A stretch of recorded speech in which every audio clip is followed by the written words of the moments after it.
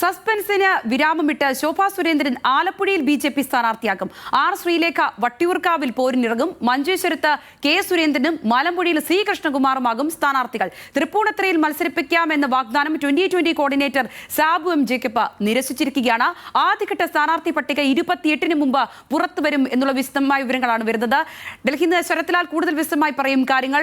ശരത്തെ, എന്താണെങ്കിലും കുറേയധികം ദിവസങ്ങളായി നമ്മൾ ഈ ബി.ജെ.പിയുടെ സ്ഥാനാർത്ഥി പട്ടികയുമായി ബന്ധപ്പെട്ടുള്ള വിവിധ തര അഭ്യൂഹങ്ങൾ ഉൾപ്പെടെയുള്ള കാര്യങ്ങൾ ചർച്ച ചെയ്തിട്ടുണ്ട്. ഏതാണെങ്കിലും ഒരു അന്തിമമായ തീരുമാനത്തിലേക്ക് വരുന്നു. അതിൽ ഏറ്റവും ഹൈലൈറ്റ് ആവുന്നത് എന്താണെങ്കിലും ശോഭാ സുരേന്ദ്രന്റെ സ്ഥാനാർത്ഥിത്വം തന്നെ അത് പാലക്കാട് ഉണ്ടായിരുന്നു എന്ന് പറഞ്ഞിരുന്നു. എന്താണെങ്കിലും അത് ആലപ്പുഴയിലേക്ക് എത്തുകയാണ്.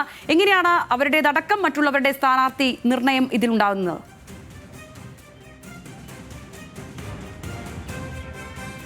വളരെ പ്രധാനപ്പെട്ട ഒരു തീരുമാനമാണ് ഇന്ന് ബി.ജെ.പി. സംസ്ഥാന അധ്യക്ഷൻ കേന്ദ്ര നേതാക്കളുമായി കണ്ടപ്പോൾ അറിയിച്ചത്.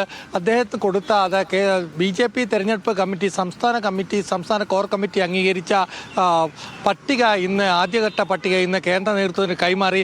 അതിലാണ് ശോഭാ സുരേന്ദ്രൻ പാലക്കാടല്ല, കായംകുളമല്ല, ആലപ്പുഴയിൽ മത്സരിക്കുന്നു എന്ന വിവരമാണ് പുറത്തു വരുന്നത്. ആ പട്ടികയിൽ അതാണുള്ളത്. അതേപോലെ തന്നെ വളരെ പ്രധാനപ്പെട്ട ഒരു കാര്യം, വട്ടിയൂർക്കാവിൽ DI ശ്രീലേഖ തന്നെ മത്സരിക്കുന്നു എന്നുള്ളതാണ്.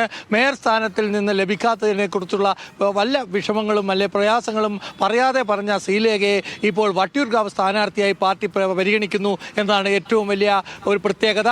അതുപോലെ തന്നെ വളരെ പ്രധാനപ്പെട്ടത് MD രമേശ് തൃശ്ശൂരിൽ നിന്ന് മത്സരിക്കുന്നില്ല എന്നാണ്. അദ്ദേഹം കോഴിക്കോട് ജില്ലയിൽ നിന്ന് മത്സരിക്കും. കോഴിക്കോട് ജില്ലയിൽ നവ്യ ഹരിദാസും കൗൺസിലറായ റിനീഷും കോഴിക്കോട് ജില്ലയിൽ സ്ഥാനാർത്ഥി പട്ടികയിലുണ്ട്. അതേപോലെ തന്നെ മഞ്ചേശ്വരത്താണ് കെ സുരേന്ദ്രൻ മത്സരിക്കുന്നത്.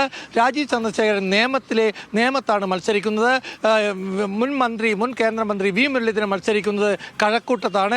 ഏതായാലും ബി.ജെ.പി. പട്ടിക സംബന്ധിച്ചോളം 28 തന്നെ ആദ്യഘട്ട പട്ടിക പുറത്തിറക്കും. അത് സംബന്ധിച്ച കേന്ദ്ര കമ്മിറ്റിക്ക്, കേന്ദ്ര ബി.ജെ.പി. പാർലമെന്റ് ബോർഡിന് ബി.ജെ.പി. തെരഞ്ഞെടുപ്പ് യോഗം ഇത് സംബന്ധിച്ച പാർലമെന്ററി ബോർഡ് യോഗം ഉടനടി ചേരുന്നുണ്ട്.